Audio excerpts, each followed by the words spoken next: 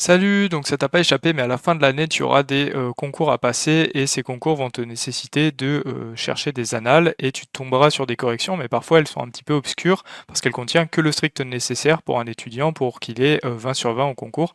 Euh, moi je pense que pour que les corrections soient 100% utiles pour l'étudiant, il manque déjà les idées qui ont mené le rédacteur à sélectionner cette méthode plutôt qu'une autre. Des généralisations de théorèmes, ça va être utile par exemple pour trouver des contre-exemples, mais il y a plein d'autres utilités de donner des généralisations de théorèmes. Et enfin, une synthèse de différentes questions sur le même sujet de concours, parce que par exemple, sur les polynômes de Chebyshev, il y a un traitement arithmétique qui est fait dans un sujet de concours, et il y a un produit scalaire qui est introduit dans l'autre, et pourtant il faut savoir faire les deux, mais si on fait qu'un seul sujet et pas l'autre, eh bien on n'aura pas vu l'autre aspect. Donc, sans plus de suspense, je vais présenter mon recueil de concours qui pour l'instant contient 26 corrections de sujets de concours. Ce sera mis à jour au fur et à mesure de l'année, mais c'est vraiment un travail titanesque qui m'a demandé plus de 100 heures de travail, même je pense 300 environ. Je vais présenter mon recueil. Donc avant, comme je l'ai dit, chaque énoncé, ça m'a demandé environ 6 heures de travail, donc de recherche, de rédaction, de trouver des remarques pertinentes à faire. Donc n'hésite pas à liker, à t'abonner, ça me donne beaucoup de force pour continuer à faire ça, et surtout qu'il y a la plupart des personnes qui regardent mes vidéos oublient de s'abonner, c'est dommage, ça me ferait passer un cap dans ma chaîne. Le lien du recueil sera en commentaire ou dans la description.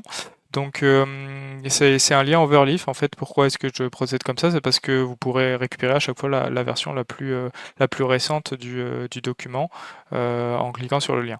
Donc comment ça se présente? Sur votre gauche, vous avez pas mal, en fait c'est les équations, c'est ce que j'ai dû taper pour obtenir le document. Donc c'est du LaTeX, si ça vous intéresse, vous pouvez voir non seulement l'architecture du document en général, mais aussi comment est-ce qu'on retranscrit des équations, comment les sommes, les intégrales sont retranscrites. Et sur votre droite, vous avez une espèce de petit lecteur PDF. Donc vous pouvez travailler comme ça, mais surtout ici vous avez Download PDF, vous cliquez dessus et vous récupérez le PDF. Et donc je vais présenter le document PDF sur un lecteur PDF. On est de retour maintenant sur le PDF. Donc bon bah ça c'est la page de garde.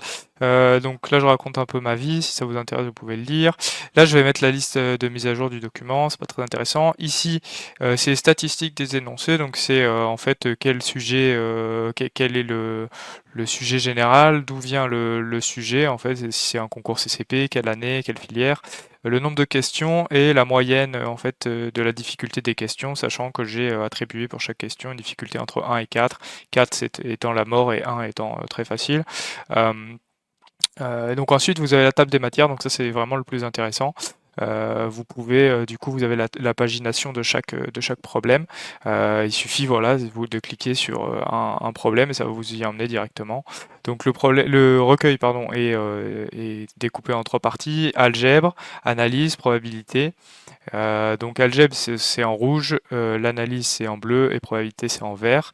Et donc on va aller sur un problème par exemple d'algèbre. Donc voilà les polynômes de Chebyshev, vous avez vu j'ai cliqué, ça me renvoie directement dessus. Donc comment ça se présente en fait un problème? Vous avez le cadre en rouge ou en bleu ou en vert qui va vous donner du coup en fait l'énoncé avec la provenance de chaque sujet, donc centrale, CCP, etc. Vous avez des questions du coup sur ces fameux polynômes. Ensuite, la page d'après, pourquoi je l'ai mis la page d'après? C'est pas pour faire grossir la taille du document, c'est pour que vous n'ayez pas envie de regarder la correction directement. Et donc ensuite, voilà, il y a toute la correction. Et à la fin, il y a des petits commentaires en fait pour vous donner l'idée de vous, en fait, des idées ou des remarques. Le recueil a un intérêt direct pour les concours, mais je pense que mathématiquement, le document a quand même une certaine valeur parce que j'ai sélectionné en fait, des énoncés qui sont intéressants. Les résultats qui sont prouvés, ils ont beaucoup d'applications, donc c'est vraiment quelque chose d'intéressant. Si jamais il y a un sujet qui vous intéresse et qu'il n'y a pas encore de correction sur le recueil, il y a ce site-là, donc de l'Union des professeurs de classes préparatoires scientifiques, donc l'UPS, qui vous permet en fait de trouver des corrections faites par des enseignants en classe prépa de n'importe quel concours. Donc il vous suffit de sélectionner le concours. Donc par exemple Minplon, vous prenez la filière, bon MP, et après vous avez maths, info, modélisation, et bon bah après vous cherchez. et vous avez du coup parfois même plusieurs corrigés pour le même sujet, donc c'est vraiment intéressant. Des fois, il y a des personnes, enfin des professeurs qui choisissent pas la même manière de faire, donc c'est intéressant de lire donc plusieurs sujets, et au moins comme ça, vous avez une correction disponible. Donc maintenant, pour les corrigés de maths et de physique, vous avez e-learning CPGE, donc je connaissais en maths, mais pas en physique. Donc il vous suffit de sélectionner votre filière, donc MP, PSI, TSI, tant pis pour les PC, désolé. Et ensuite, voilà, bah, vous choisissez concours central supélec, par exemple, vous prenez physique et vous avez des corrigés. Donc avec le point d'exclamation, je crois que ça veut dire que le sujet a pas été totalement fait. Mais bref, donc dans tous les cas, ça vous donne des corrigés. Par contre, j'ai l'impression que les sujets corrigés, c'est pas forcément les plus récents. Donc ça peut toujours vous aider, mais il faut savoir que vous n'aurez pas forcément des corrigés pour 2022, 2021, etc. Donc c'est mieux que rien, mais il y a quelques lacunes malheureusement. Donc enfin, il y a ce site-là, donc pour la physique-chimie, vous avez des corrigés de concours, par exemple, je sais pas, on va prendre MINPO en MP. Vous avez donc la liste en fait des sujets qui ont été donnés en physique MP. Physique-chimie, et donc pour la plupart des fois vous avez juste l'énoncé qui est donné, et parfois vous avez des corrigés qui sont parfois partiels parce qu'en fait c'est des corrigés qui ont été faits par des profs de prépa, mais qui ont en fait d'un DS, ils ont pris qu'une partie du sujet et ils l'ont corrigé après par rapport au DS. Donc bon, encore une fois, ça peut vous être utile, mais il n'y aura pas 100% de sujets de concours corrigés. Voilà, c'est tout pour cette vidéo. Ça me tenait très à cœur de vous partager ce projet qui m'a bien occupé pendant au moins un an, 10 mois. Donc j'espère que ça vous servira.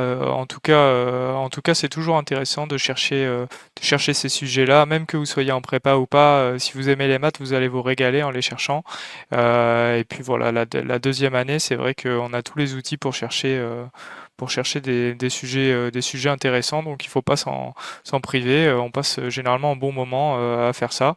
Donc voilà, en tout cas, n'hésite pas à t'abonner, à liker, à mettre la cloche, ça me donne du courage et puis ça me permet de récompenser ce travail.